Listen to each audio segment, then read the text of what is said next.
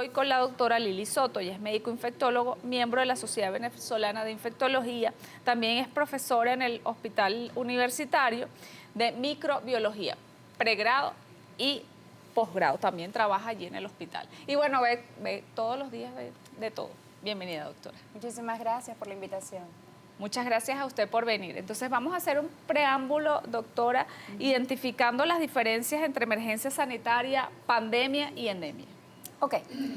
Bueno, fíjate, una emergencia sanitaria es cuando hay una enfermedad que se ha descontrolado, ¿ok? Y que sabemos que como es infectocontagiosa puede propagarse a otras áreas de una forma que nos preocupa, ¿no? En este caso está ocurriendo con Mpox. Y solamente para darle introducción... ¿ok? Esto sucede ¿por qué? No solamente porque hay más casos, sino porque aparte de haber más casos ha aumentado la tasa de letalidad. Por eso es que la Organización Mundial de la Salud decidió declararlo una emergencia internacional de salud. Endemia es aquellas enfermedades que nosotros tenemos estipuladas que van a haber a lo largo del año en una población en específica. Por ejemplo, en Venezuela el dengue es una endemia. ¿Ok? Nosotros sabemos que van a haber aproximadamente tantos casos al año. Es inevitable, pues eso va a pasar porque somos un país tropical, etcétera, etcétera. Vamos a convivir con el dengue siempre. Vamos Ayer llovió y ahorita está lloviendo, puede haber dengue. Tenemos dengue desde antes del 90 y eso, bueno, está con nosotros. Es inevitable. Es inevitable. Ahora, la pandemia, el mejor ejemplo, el COVID. Claro, fíjate, la pandemia es bien cómico, ¿no? Ajá. Cuando la gente me habla de pandemia y dice COVID, porque nosotros tenemos muchísimos años con varias pandemias, ¿sí? El VIH-Sida es una pandemia que sigue, que tiene 40 y pico de años con nosotros. Tuberculosis sigue siendo una pandemia y tiene muchísimos más años con nosotros. Evidentemente, el ejemplo que tenemos más claro es COVID, porque la COVID es una enfermedad muy contagiosa, ¿ok? Y que, bueno, muchísimas personas se vieron afectadas por ella. Pero una pandemia está definida como aquellas infecciones que atacan a todos los continentes de forma desbordada y que producen una tasa de mortalidad importante. Eso es una pandemia. Bien, también tenemos aquí el sarampión. Sí, el sarampión, bueno, el sarampión es una enfermedad que estaba erradicada y hemos tenido pequeños brotes o apariciones de casos específicos y puntuales. Bien, ahora hablemos del modo de contagio, que sabemos que el dengue, bueno, ya es por el mosquito, pero otras, ¿cuáles son las más comunes y su modo de contagio? Bueno, fíjate, las enfermedades infecciosas, o sea, es cualquier enfermedad que sea producida por un microorganismo, sea viral, bacteriano, parasitario o micótico, que son los hongos. Entonces, bueno, mecanismos de transmisión hay muchísimos. Diría yo que el principal es el respiratorio, ¿no? A través de gotículas. El otro que también tenemos que mencionar de muchísima importancia es el fecal oral a través de alimentos y aguas contaminadas. Recientemente, antes de que comenzáramos a hablar, estábamos hablando de las Olimpiadas, ¿no? Y lo que sucedió en el SENA. Esto es un tipo de transmisión oral, ¿ok? Porque evidentemente cuando nadamos siempre tragamos un poquitito de agua. Eso es una realidad. Así sean los nadadores más espectaculares del mundo, ¿sí? Enfermedades por contacto directo tenemos a la varicela, que es la lechina, la conocida lechina. Sabemos que cuando tenemos contacto directo estrecho podemos contagiarnos si no estamos inmunizados o no nos ha dado ya la lechina. Generalmente es una enfermedad de la infancia y por ende en nosotros los adultos no es de tanta importancia, ¿no? Bien, doctora, también he escuchado, lo he visto en algún momento, Okay. una persona va a nadar a un lago, va a nadar a lo que usted mencionó, al río Sena, a otro, y tiene una pequeña herida en alguna parte del cuerpo. Y por allí puede entrar una bacteria mortal que hasta le puede limitar su vida, que hay que amputarle una pierna, un brazo. ¿Eso por qué sucede? O sea, ¿qué bacteria es esa? ¿Por qué pasa? Bueno, son las denominadas bacterias come carne. Me imagino que lo estás diciendo por lo que pasó en los Estados Unidos, ¿ok? En los Estados Unidos hubo, digamos que unos casos bien importantes por Vibrio vulnifico, ¿ok? Que es una bacteria que vive en lagos y en este tipo de aguas, ¿no? Entonces, evidentemente, cuando penetra a través de la piel por alguna herida, pues genera una cantidad de cosas horrorosas y una de esas es la amputación. Evidentemente eso es muy grave, independientemente de que la vida del paciente continúe, ¿no? Bueno, aquí tenemos tipos de gérmenes que causan enfermedades infecciosas. Y aquí, bueno, también cuando uno empieza a ya tener contacto, por lo menos los perritos, Ajá. ¿se puede contaminar una persona, digamos, por tener a un perrito en la casa, las heces, limpiarlo, el contacto? Sí, claro, por supuesto. De hecho, por eso nosotros, los infectólogos en específico, cuando tratamos pacientes que vienen con alguna enfermedad de sospecha infectocontagiosa, lo primero que preguntamos es si tienen mascotas o animales en casa. ¿Qué tipo de mascotas tienen? ¿Están inmunizados o no? Es decir, ¿tienen sus vacunitas o no? ¿Okay? Si son gatos, tienen riesgo de unas enfermedades. Si son perritos, tienen de otras. Si son loritos, son otras. No sé si recuerdas, hace como 2 años hubo una descripción en la Argentina, en el norte de la Argentina, por citacosis. Es una enfermedad respiratoria que la transmiten son las aves, en este caso los loritos. ¿Okay? Entonces, eso es muy importante. Nosotros como Doctor House siempre le estamos preguntando a la gente, mira, ¿tienes perrito, tienes gatico? Tal vez yo no, pero la gata de la vecina se la pasa en mi casa, ¿no? Entonces, es muy importante, sobre todo cuando las mujeres están en gestación o están embarazadas. Bien, y vamos a hablar también de la potabilización del agua, que bueno, he visto negocios en zonas populares de potabilizar el agua. ¿Cuál es la importancia de potabilizar el agua y cómo una persona lo puede hacer en su casa? Bueno, fíjate, hay muchísimas medidas para eso. Yo creo que la potabilización del agua es lo que da la vida.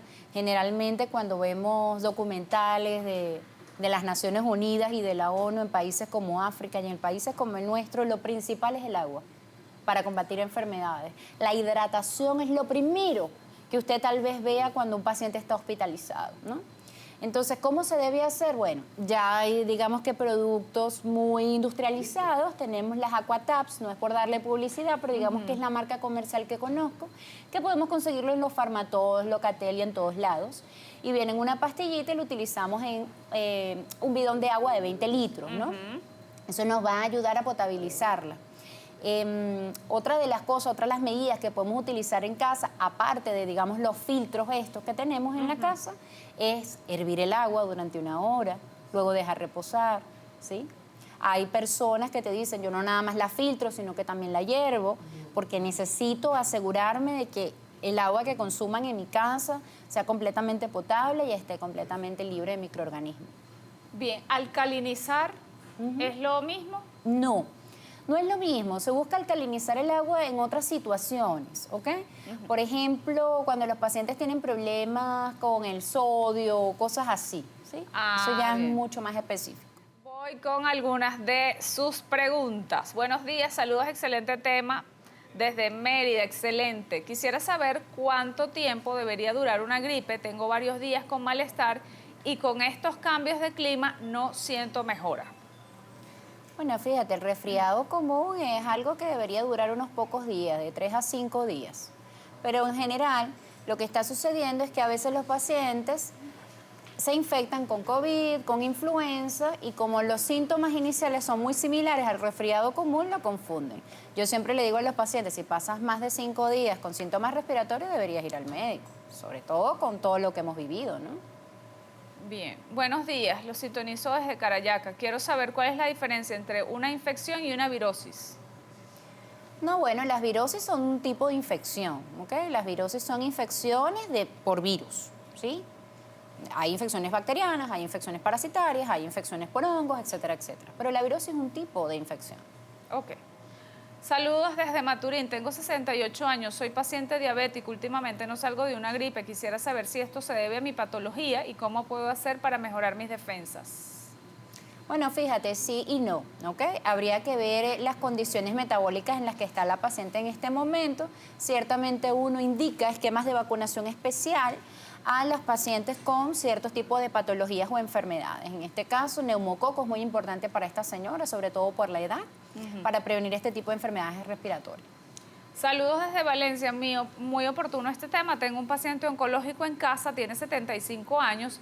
Me gustaría saber si ella necesita en estos momentos esquema de vacunación o por su enfermedad no es recomendable. Bueno, claro que sí, los pacientes oncológicos son pacientes que tomamos en cuenta como grupos vulnerables.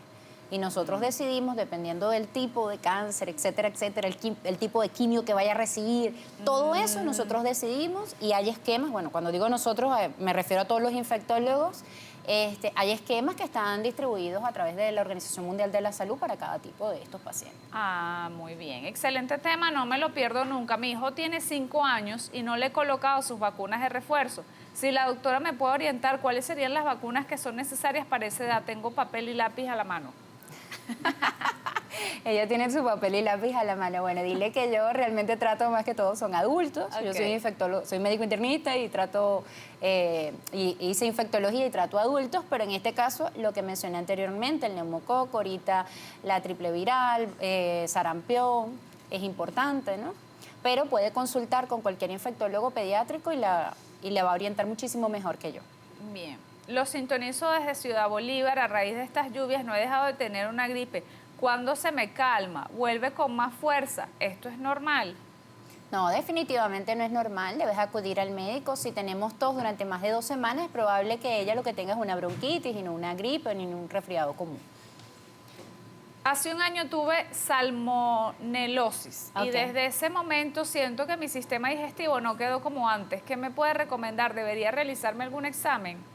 Bueno, fíjate, la salmonela también es endémica aquí en el país, ¿no? Y sí constituye un problema de salud pública para nosotros. ¿Qué pasa? Después de diarreas de este tipo, los pacientes quedan a veces o en ocasiones pueden quedar con síndrome de mala absorción intestinal. Entonces, que todo le caiga mal. Entonces, bueno, la alimentación y hacer panel de IgE de alimentos para ver si es que hay también alguna alergia a algún alimento y esto ocasiona que tenga más diarreitas. Bien, buenos días. ¿Qué tan cierto es que tomar mucha agua es bueno para recuperarnos del malestar general? No soy de tomar agua, ¿lo puedo sustituir por frutas? Tomar agua es vida, lo estaba diciendo ahorita, yo creo que tomar agua es esencial, si no tomamos agua, bueno, pasan un montón de cosas que alteran algo que se llama homeostasis en el organismo, que es digamos que ese equilibrio perfecto que tenemos y no es sustituible por nada, ¿okay? No es sustituible por nada, efectivamente las frutas tienen un alto contenido de agua, pero no es sustituible el tomar agua. Fíjate que estoy yo con mi agua. Sí, vale. El agua saborizada, yo bueno, he visto que el agua y entonces le agarran un poquito de fresas, un poquito de limón y se las colocan. Para los que están comenzando, pues que no toman agua nunca, que está mal. Usted sabe. Y es una opción. Un poquito. Yo tampoco soy de tomar agua, pero me programé. Ponía la alarma. Sí, así se empieza. Yo nunca he entendido eso, ¿sabes? Yo digo, ¿por qué no les gusta tomar agua? Yo amo tomar agua. Porque no nos acostumbran. Sí. Desde chiquito. Eso tiene que ser desde niño. Toma agua. ¿Qué le dan a un niño? Le dan refresco, le dan otras cosas. Sí, ahorita, claro, ya la gente ha cambiado la mentalidad. Le da vegetales a los niños, pero antes no. Antes 2 empanadas y un cuartico de jugo. Buenos días. Tuve COVID 2 veces. Y cuando respiro, siento, ¡ay, se me fue! Es que son demasiadas preguntas, ya va, a ver, ya lo leí. ¿Cómo? Ajá, buenos días, tuve COVID 2 veces y cuando respiro, siento una molestia en mi caja torácica. Esto va a mejorar con el tiempo, para subir y bajar las escaleras me cuesta mucho. Bueno, fíjate, la fatiga crónica es un síndrome que está descrito después de tener COVID. Probablemente ya tenga también algún tipo de neuritis intercostal, sobre todo si tosió mucho durante las enfermedades por COVID, porque dice que tuvo en 2 oportunidades. Sí, es normal, pero se recomienda para esos pacientes algo que se llama terapia respiratoria. ¿Ok? O sea, no es que es normal, no hago nada, no. Es normal, acudo con los especialistas, en este caso con los neumonólogos y los fisioterapeutas cardiovasculares respiratorios. Buenos días, la bacteria come carne que la doctora mencionó tiene cura. Porque conocí un caso de joven sana que fue afectada por una bacteria en la pierna y no había algo que la curara. Bueno, sí, claro que sí. Las bacterias come carne que nosotros más habitualmente vemos son los estreptococos, ¿ok? No el vibrio que se vio en los Estados Unidos. Sí tiene cura, sí tiene tratamiento, pero ¿qué es lo que sucede con las bacterias? Vuelvo y repito, las bacterias hacen algo que son muy inteligentes y ellas mutan. ¿Y por qué mutan? Ellas se transforman en estos en estos malvados de la película, porque los pacientes en muchas ocasiones han tomado muchos antibióticos y eso genera que haya algo que se llama resistencia bacteriana. Y a veces, no vayan a creer, nosotros los infectólogos nos jalamos los pelos porque no sabemos en ocasiones qué hacer con los pacientes y empezamos, mira, a combinar tratamientos, a colocar dosis altas, etcétera, etcétera, pero es complicado. Buenos días. ¿Se puede tener gatos en el hogar? Conozco un bebé que tiene picadura de pulga. ¿Qué se debe hacer en ese caso? Bueno, yo debo decirte que claro que sí puedes tener tus gatitos en casa. Lo que sí es que, bueno, hay que tener cuidado con los bebés. O sea, yo veo que hoy en día las mascotas, ojo, no estoy diciendo que no las tengan, pero sí que tengan cuidado con ellas. Y no solamente en la parte de vacunarlas y todo eso, pero sí cuando los bebés son muy pequeños, el hecho de que les rasguñen, los bebés o los niños son considerados parte de la población inmunosuprimida. Ellos todavía no tienen un sistema inmunológico lo suficientemente fuerte como para combatir ciertas cosas. Y sí, los animales transmiten enfermedades, por eso vino la COVID, ¿no? Sí. Buenos días. ¿Cuánto puede durar una micosis oportunista cándida albicans? Recibí fluconazol por un mes, soy paciente oncológica y sufro de artritis psoriática. Bueno, mi amor, realmente las enfermedades micóticas pueden durar muchísimo tiempo, sobre todo si estás en tratamiento quimioterápico, ¿ok? Y en este caso, ¿qué es lo que pasa con los pacientes con enfermedades autoinmunes? Que ellos a su vez, en ocasiones, requieren como especies de quimio. Sí, quimio, porque ciclofosfamida es una quimio. Rituximab es un anticuerpo monoclonal que se utiliza para este tipo de pacientes. Entonces, sus defensas bajan muchísimo y los hongos ahí se aprovechan. ¿Qué le diría yo a la señora? Si tarda tiempo y va a depender de cuándo su sistema inmunológico empiece a mejorar después del tratamiento para la enfermedad de base que tiene. No solo del antifúngico, pues. ¿Es un error tomar antibióticos cuando se tiene una virosis? Claro que sí, di un ejemplo claro. Hablamos de la bacteria come carne, hablamos de millones de bacterias que están haciendo resistencia antimicrobiana precisamente por eso, porque tomamos antibióticos indiscriminadamente. Bueno, deje de estar tomando antibióticos así a lo loco, porque entonces cuando le haga falta, ya, no le va a hacer efecto, entonces ocurre esto. Buenos días. Algo preocupada por mi esposo. Presentó infección renal, los cuales ha tenido tratamiento bien fuerte con antibiótico y cada vez que le hacen el cultivo tiene mucho más la bacteria elevada. Ahora se le está pasando para el estómago. Bueno, fíjate, los pacientes, los hombres, cuando después de ciertas edades que tienen estos temas de próstata, etcétera, etcétera, hacen infecciones urinarias complicadas. Y por lo general yo trabajo con muchos urólogos, lo que más veo en mi consulta privada son infecciones del tracto urinario. No es tan sencillo, pero en ocasiones a veces lo que sucede es que los otros médicos tratan cultivos y no infecciones, porque no es lo mismo, pero eso es una charla bastante larga que podemos hablar otro día. Bien, siempre tengo flema en la garganta, siento un olor que se despide de mi nariz, huelo las cosas y no es nada, es mi nariz. ¿Qué hago? Tiene una sinusitis, que vaya con el otorrino para que la revise, porque probablemente ya lo que tenga es que nosotros en el cráneo tenemos unos huequitos, ¿ok?, que están llenos de aire y que cuando se llenan de moco por cualquier infección o alergia, vamos a tener esa sensación que presenta esta señora o este señor. Ahora sí, vamos a hablar de lo que íbamos a hacer énfasis, que le acabo de preguntar al doctor para rectificar. Y él me dice, ya no se usa viruela del mono. Mpox, como yo lo coloqué ayer entre comillas, o Mpox. Entonces, bienvenido, doctor Mario Comegna, médico infectólogo. Gracias, Yelo. Gracias por estar Placer aquí. estar contigo. Gracias una vez más por estar aquí, doctor. Nos encanta, siempre es un honor que nos acompañe aquí. Un honor para mí. Gracias. Vamos a hablar entonces del Mpox.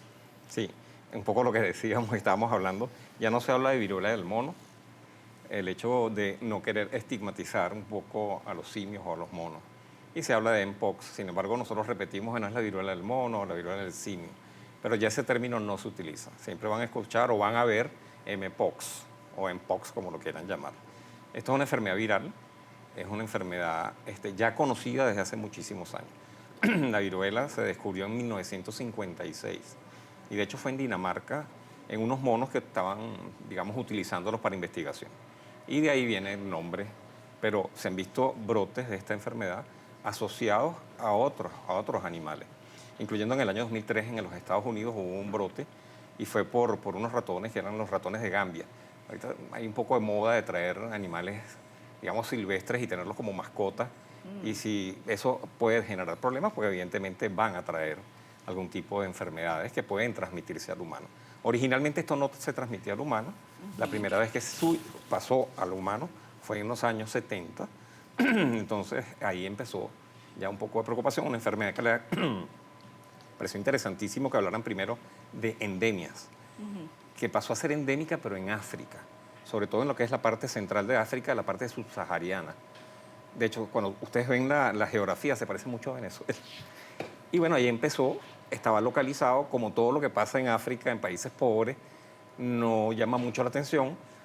Pasó desde el 2005 a ser una enfermedad de denuncia obligatoria.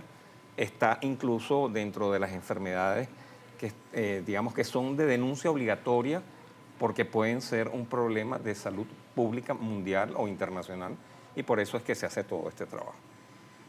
Se mantuvo ahí durante mucho tiempo, una enfermedad endémica, mortal, característica que a la gente le salen las pústulas muy feas, muy terribles. Y bueno, muchos de los que nacimos hace bastantes años y pudimos vacunarnos, era obligatorio vacunarse.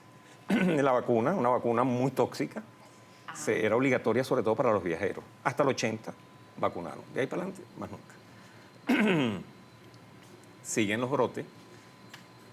Posteriormente empieza un nuevo brote en el 2003, que fue el que te hablé en los Estados Unidos, y ya para 2022, que fue reciente, se generó una alarma. ¿Por qué se generó la alarma? Porque salió de África, empezó a afectar a Europa, empezó a afectar a los Estados Unidos y dijeron, epa, ya va, esto está saliendo.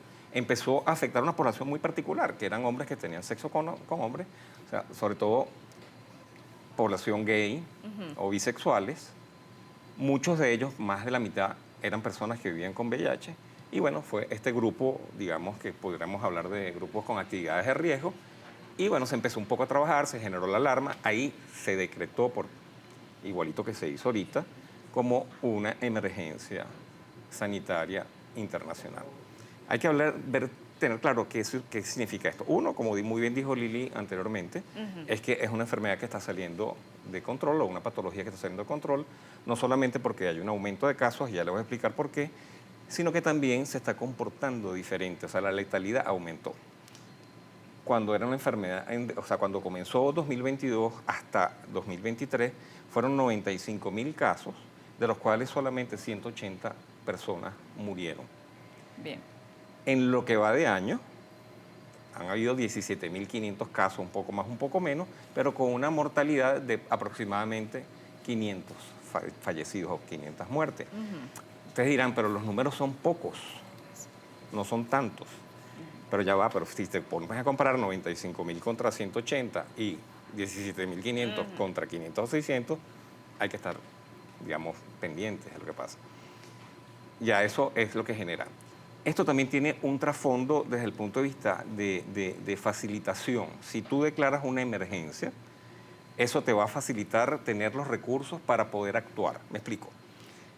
Tú en situaciones de emergencia puedes utilizar los fondos sin tantas dificultades. Eso es en el caso de la Organización Mundial de la Salud. De hecho, ya se están utilizando $1.500.000 para poder atender a la gente que está sobre todo en la República Democrática del Congo, en la parte de África Central. Y eso es un poco también, digamos, la necesidad. Uno, generar alerta. Dos, facilitar las cosas para poder tener recursos para generar vacunas, generar tratamientos y generar políticas de salud para poder contener una posible epidemia y poder llegar a una pandemia, que ya muy bien lo explicaron anteriormente. Esa es la intención de todo esto. Bueno, vemos los titulares allí. OMS declara emergencia sanitaria global por el mpox. Ese es uno de los titulares. Y el otro es Venezuela activa plan de vigilancia epidemiológica por viruela del mono, mpox. Correcto. Allí lo tienen. Ajá, ahí está. Entonces, porque también vimos también en los portales que está en Argentina, en México, Ayer vi que estaban en la frontera. ¿Cómo es eso? No. Ok. El único caso que se ha visto hasta ahorita, que está confirmado, es un caso que está en Suecia. Luego hay un caso en México de un paciente argentino que tiene más o menos un mes y medio hospitalizado. Aparentemente, no sé si es un clado, ya les voy a explicar un poco lo que son los clados o las especies. Y hubo una alarma ahorita en Argentina de un barco, pero era un herpes, era por herpes virus, no fue por mpox. Bien, ¿y cómo identificarlo? ¿Cuáles son los síntomas? Porque antes, bueno, no era letal, digamos que el contagio era más difícil, ahora es como más... Sí, lo que diferencia los comportamientos es que los clados, que es como se llama, o sea, las especies, son distintas. Los clados vendrían siendo como cepas. Son linajes, son cepas. Ok. Vamos a hablar de cepas y Bien. para que la gente lo pueda entender un poquitico. Normalmente, por lo menos la del 2022 fue el clado 2, específicamente 2B. El que nos está generando problemas ahorita es el clado 1B. O sea, hubo modificación de la genética del virus y adicionalmente pues del comportamiento clínico. O sea, eso los hace diferentes. Ahora, incluso las formas de transmisión, esta cepa 1B tiene dos características. Una, que es mucho más fácil de transmitirse, y dos, que de alguna forma produce más mortalidad. Son las dos características que la diferencian. La enfermedad, los síntomas normalmente son fiebre, malestar general, ganglios inflamados, que normalmente es algo que es importante, y por otro lado la aparición de una serie de lesiones a nivel de la piel que comienzan como siendo unas pápulas y van progresando hasta vesículas, por eso que se confunde mucho con herpesvirus, que también produce vesículas, y bueno, finalmente costras. Las diferencias, por lo menos en la forma endémica, la forma del 2022 y la forma ahorita del 2024, es probablemente la distribución y el número de lesiones. Una de las cosas que, por lo menos las endémicas, las personas se llenaban de pústulas por todo el cuerpo. En la del 2022 se localizaba sobre todo en zona genital, porque eran más por contacto sexual, incluso por transmisión sexual. Ya vamos a hablar un poco de las formas de transmisión. Y la de ahorita la estamos en pleno, ¿cómo que dicen ustedes? En plenos acontecimientos. Estamos aprendiendo ahorita un poco de cómo se está comportando esta, pero aparentemente no se está comportando como la del 22. La del 22 era más relacionada a sexo, más relacionada a estos grupos de actividades de riesgo. Actualmente esta está afectando más a jóvenes menores de 15 años, que son los que mayor tasa de letalidad tienen, mujeres. O sea, pareciera que no se está comportando como la del 22. Porque se está investigando, está pasando. Está pasando, o sea, estamos como en pleno acontecimiento. O sea, estamos viendo cómo se está comportando. Ahora bien, las formas de transmisión es contacto directo, o sea, con el líquido que puedan producir estas lesiones o estas vesículas. Esa es la forma más rápida de transmisión. Puede haber transmisión por vía aérea a través del gotícula. Pero tiene que ser mucho tiempo. De hecho, normalmente lo que se establece es la gente que duerme con la persona. O sea, que tiene ese contacto muy, muy cercano y en el tiempo. O sea, no tiene tanta transmisión de esa forma. Su transmisión no es tan fuerte como la del COVID. Por la vía respiratoria, pero por la vía de contacto directo sí. Ok. Tienes que estar en contacto con la persona. Claro, y contacto con... Y la persona debería tener las vesículas, claro. Sí las debería tener. Sí, claro. Y si no las tiene, igualito... Puede ser por vía respiratoria, pero tiene que ser un contacto muy, muy, muy cercano y muy sostenido. O sea, no es que tú estamos aquí y te lo puedo transmitir, no. Okay. O sea, el grado de contagiosidad por esa vía no es tan alto. También puede ser lo que nosotros llamamos fomites. Fomites son inanimados, toallas, ropa, o sea, por ese contacto. Bien. No tanto, pero también está descrita. Y lo último es la transmisión materno, o sea, la transmisión vertical, que es de madre a hijo. ¿Y la incubación? Incubación normalmente son 7 días. El tiempo de enfermedad es más o menos 4 a 6 semanas, es largo. Se piensa que la transmisión termina ya cuando estamos en la fase de costra, aunque se ha dicho que también puede mantenerse por un tiempo más. Dura bastante tiempo. Las complicaciones son básicamente sobreinfecciones bacterianas por las lesiones en la piel. Se puede complicar sobre todo en personas inmunosuprimidas, o sea, que tengan problemas de sus defensas, neumonías, miocarditis, en una proporción bastante baja. Pero si la persona no está bien atendida, puede complicarse y puede, evidentemente, llegar a lo que no queremos, que la gente se muera, pues. Pero eso es más o menos para que tengan idea. Uno de los datos importantes en esto es que las lesiones, siempre, la mayoría de las veces, tienen que tener uno siempre que los ganglios estén inflamados, que haya un compromiso de los ganglios y de forma generalizada. Esperemos que no llegue. Evidentemente, con la globalización puede llegar. Ya como tú muy bien dijiste, en Venezuela ya se encendieron las alertas y se están haciendo los controles. Nosotros ya tuvimos una experiencia en el 2022, funcionó. Esto es una enfermedad de denuncia obligatoria. Todas las unidades, digamos, los distritos sanitarios son... O sea, si usted tiene un paciente o tiene la sospecha, tiene que ir al distrito, o sea, evidentemente ir al médico que lo evalúe. De ahí hay que, distrito sanitario, tomar muestras. Y nosotros tenemos la capacidad en Venezuela, sobre todo en lo que es el Instituto Nacional de Higiene, Rafael Rangel, y el Instituto Venezolano de Investigaciones Científicas, que está aquí en San Antonio, está la posibilidad de hacer el diagnóstico a través de biología molecular para, bueno, inmediatamente tener, digamos, la mayoría de las veces no necesita tratamiento. No necesita tratamiento. No, solamente en los casos graves y usualmente, o en las personas que pudieran estar muy comprometidas. Hay tratamientos antivirales que funcionan, que es como el tecovirimat o el cidofovir. No lo tenemos en Venezuela. Y evidentemente las vacunas, pues que son digamos, las formas como uno puede prevenir esta infección. ¿Podría haber vacuna en el caso de un brote? Y sí, las vacunas entiendan que no va a controlar el brote. Tengan claro, las vacunas no actúan de forma inmediata, aunque la podemos poner post-exposición. Las vacunas van a controlar los futuros brotes. Ojo, pensando un poco macabramente, perdóname la palabra que creo que ni siquiera no se cabe, preocupe, claro. es el hecho, ¿por qué si generaron una emergencia internacional en el 2022? La levantaron en el 2023 y en el 2024 caímos otra vez. Ok, cambió el clado, pero ya hubo un descuido probablemente. Y probablemente ¿dónde pudo haber estado la falla? En la cobertura. No estoy hablando Venezuela, estoy hablando claro. a nivel global. Aquí debió haber fallas en cuanto a lo que fue digamos, Sí, la porque vacunación. cree que se controla y ya. Y ya. Y fíjate que no, se salió otra vez de control. Siempre como está en África, Claro. está en un país particularmente complicado porque es un país que políticamente, económicamente, geográficamente no es fácil. Pero bueno, nada, pasan las cosas y otra vez se reactivó la alarma. Pero sí hay vacunas para poderlas controlar, no están disponibles, digamos, no es fácil. En Venezuela no la tenemos disponible. De hecho, en el brote de 2022 solamente se vacunaron se utilizaron 100.000 dosis de vacuna para lo que es Caribe y América Latina. Eso es nada. Y se enfocaron mucho en los grupos, cosa que está bien hecha, en los grupos que tenían alto riesgo, incluyendo personal sanitario. También nos sintonizan de otros países, doctor. Si una persona se contagió, superó su infección, ¿le puede volver a dar? No, tiene inmunidad. Tiene inmunidad. ¿Cuánto Claro. dura esa inmunidad? No, tanta inmunidad tiene que fíjate que nosotros que estamos vacunados contra la viruela de hace 200 años, tenemos inmunidad. Tenemos mejor inmunidad. Sí. Bien. Eso es lo que pasa. Hay un punto que es que la gente entró en pánico, incluso la Organización Mundial de la Salud tuvo que decir, epa, ya va, esto no va a ser como el COVID. ¿Y por qué no va a ser como COVID? Que todos estamos con un estrés postraumático horrendo que no nos deja vivir y entramos en pánico.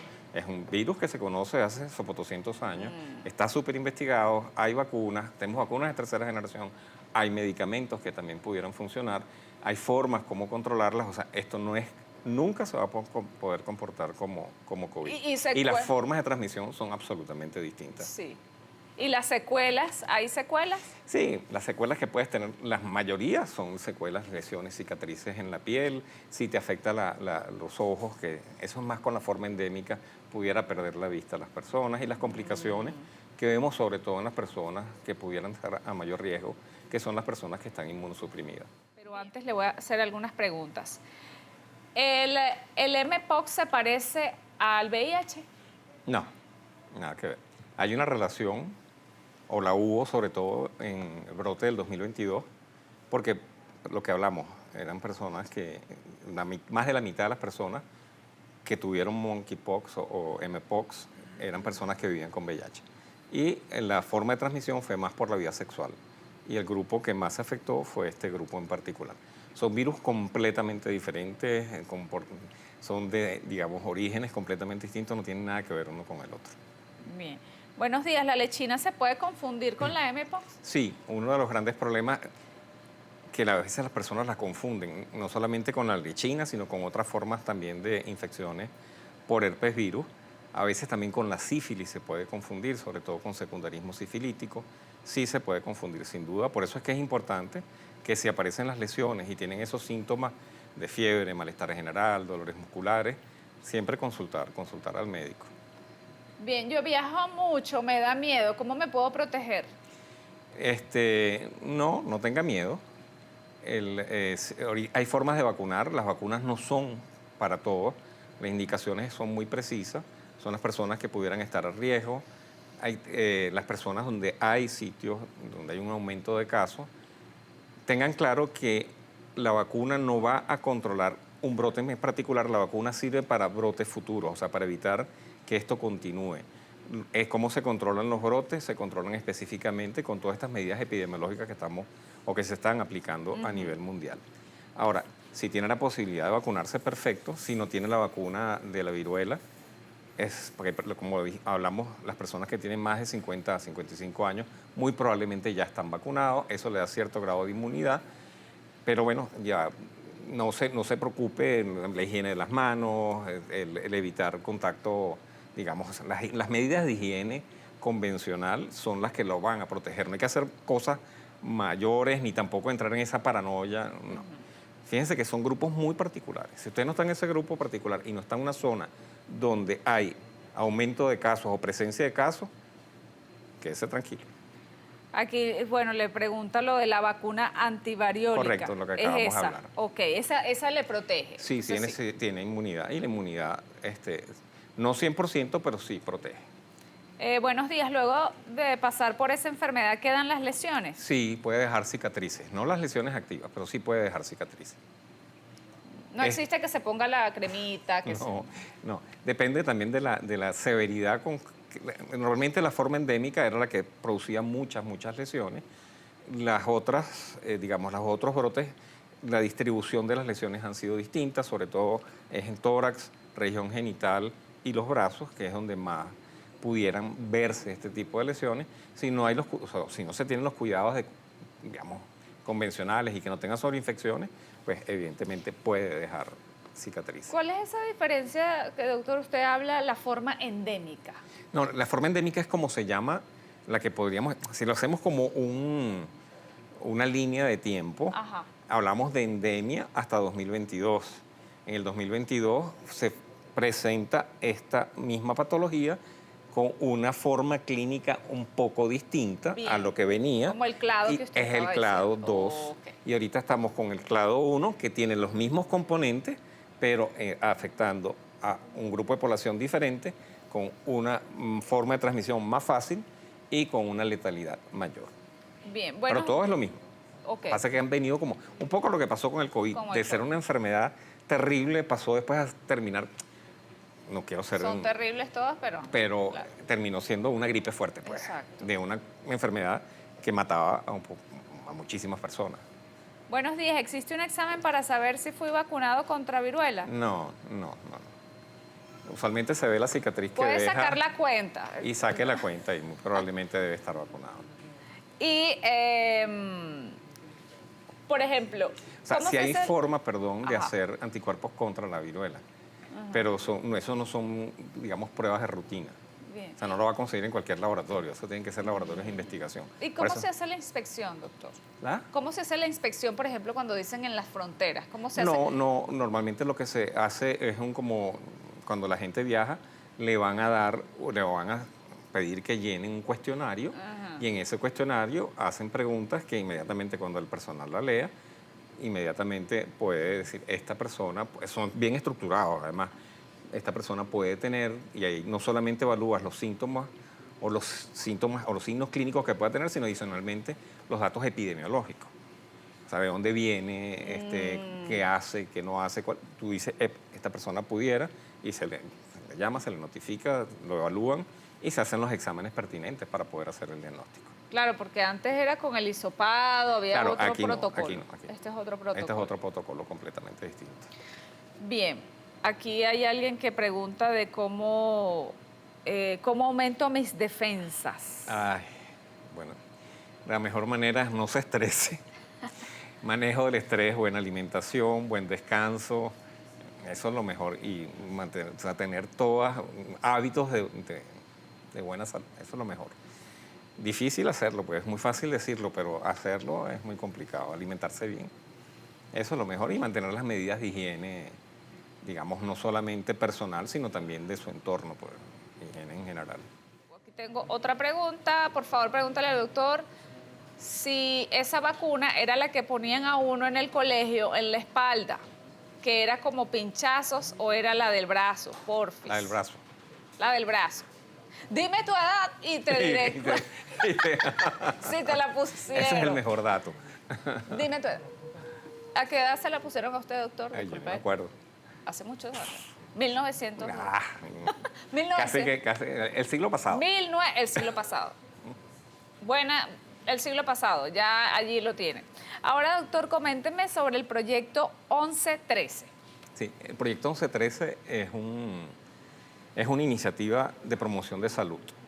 Trabajamos sobre todo con poblaciones vulnerables, entre ellas, evidentemente, población LGBT y, adicionalmente, privados de libertad, poblaciones indígenas, trabajadores y trabajadoras sexuales.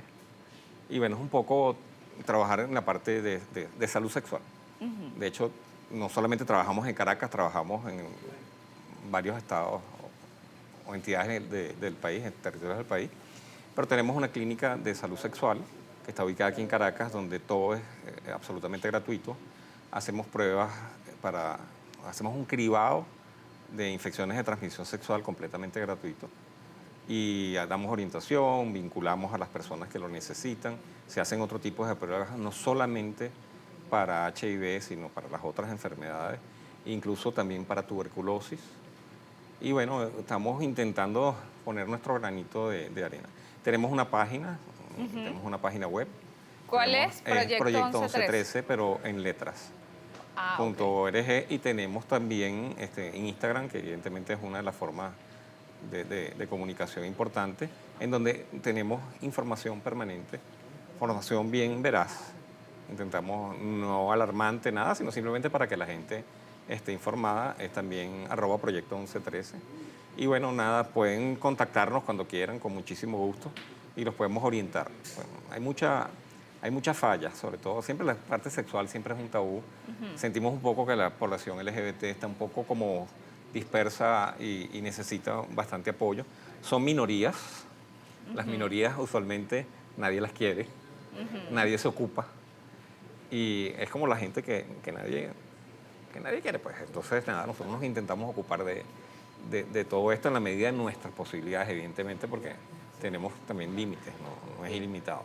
Pero estamos en la mejor disposición de poderlos ayudar si tienen algún tipo digamos, de dudas o consultas, escríbanos, incluso por los DMs del Instagram o incluso en el WhatsApp que van a encontrar en la página de Instagram. Y bueno, y ahí le vamos a dar cierto grado de información y podemos canalizar incluso, o ayudarlos a canalizar. ¿Ofrecen charlas? Sí, claro, hacemos charlas. Trabajamos con charlas no solamente en colegios, en universidades, sino a todos aquellos que quieran que le podamos dar algún tipo de orientación, con mucho gusto. ¿Ahorita hay charlas del MPOX o se están afincando, digamos, más en estas enfermedades infecciosas? Sí, evidentemente MPOX es muy nuevo. En este momento reciente, claro, con todo, no estamos activos tanto con lo que son las partes digamos, de charlas. No hay una específicamente con eso, pero si tienen alguna duda, evidentemente intentamos podérselas resolver. Pero trabajamos sobre todo con infección por VIH, que sigue siendo un problema en Venezuela. Todavía tenemos casos y casos y casos. Y es es una condición que es perfectamente prevenible. Nosotros damos PrEP, que es profilaxis preexposición. También se lo damos de forma absolutamente gratuita. Y eso es una estrategia que, utilizando medicamentos antirretrovirales, la persona puede evitar infectarse con el HIV, no el resto de las infecciones. Pero es importante porque más es una oportunidad también si se acercan para preguntar un poco acerca de estas estrategias, de dar información, de cómo protegerse, de qué tienen que hacer, porque eso no lo hablan ni siquiera no lo hablan en la familia, en el núcleo familiar, porque entonces la gente cree que vas a inducir de alguna manera a las personas a que tengan sexo. No lo hablan tampoco en muchas de las instituciones educativas, desde primaria hasta universitaria. Y bueno, la idea es que la gente conozca. Porque se ha perdido, doctor. Antes, por lo menos lo que yo recuerdo, que en los colegios, en los liceos hacíamos carteleras de enfermedades infecciosas, del HIV, y ahorita es como que la gente, no, eso no existe, eso no está pasando porque quizás no tenemos a alguien cercano o porque no se dice. Pero en estadística, doctor, actualmente lo hay y en la población más joven. Correcto. Sigue siendo un problema a nivel mundial. Lo último que se habló recientemente, que fue el Congreso Mundial de SIDA, que habló la directora general de ONU-SIDA, que los casos han venido disminuyendo en el mundo. Sin embargo, hay 4 regiones a nivel mundial que tienen problemas y que tienen la epidemia fuera de control. Uno de ellos es América Latina y el Caribe. Adicionalmente, Europa del Este, África subsahariana, que todavía hay áreas donde no está bien controlada. Y me falta un cuarto que ahorita no me acuerdo cuál es. Bien, bueno, pero no lo estamos conversando en la familia. Esta audiencia es de personas adultas que lo pueden conversar con sus nietos, con sus hijos, doctor, en casa. La forma de transmisión sigue siendo sexual. Sí, la forma de transmisión no es la única. La más frecuente sigue siendo la sexual. Ahora bien, hay otras formas también como pueden suceder, que es con el uso de jeringas, sobre todo en las personas que consumen drogas endovenosas. No lo minimicen, se están utilizando drogas endovenosas en nuestro país. Hay que dedicarse un poco a eso, porque además eso también puede generar infecciones de otro tipo, como puede ser también la hepatitis C. También las otras formas de transmisión, que desgraciadamente es lo más doloroso para todos, es la transmisión vertical, que es la transmisión de madre a hijo, porque son mujeres que normalmente no tienen controles prenatales, no se hacen las pruebas durante el embarazo, no saben que tienen o que viven con VIH y existe la posibilidad de que el niño se infecte. Esto es algo absolutamente prevenible. O sea, eso es inaceptable que en un país donde tengamos los recursos para evitar que una persona nazca infectado, eso suceda. Eso es inaceptable. Tenemos los medicamentos, hay medicinas para poder darse. Son absolutamente gratuitas.